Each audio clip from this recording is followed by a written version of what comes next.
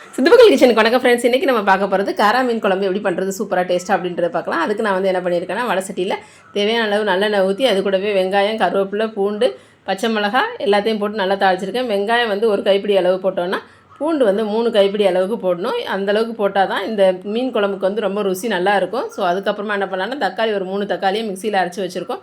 So அதையும் போட்டுக்கலாம். அதை போட்டுட்டு இப்போ நமக்கு தேவையான அளவு குழம்பு மசாலா தூள் ஒரு டேபிள் ஸ்பூன் அளவுக்கு, பொரியல் பொடி வந்து உங்களுக்கு காரம் பத்தலைன்ற பட்சத்தில் பொரியல் பொடி லைட்டாக சேர்த்துக்கிறங்க. அது கூடவே நம்ம வந்து வெந்தயத்தூள் ஒரு டீஸ்பூனு, பெருஞ்சீரகத்தூள் ஒரு டீஸ்பூன் அளவுக்கு போட்டுக்கிறங்க.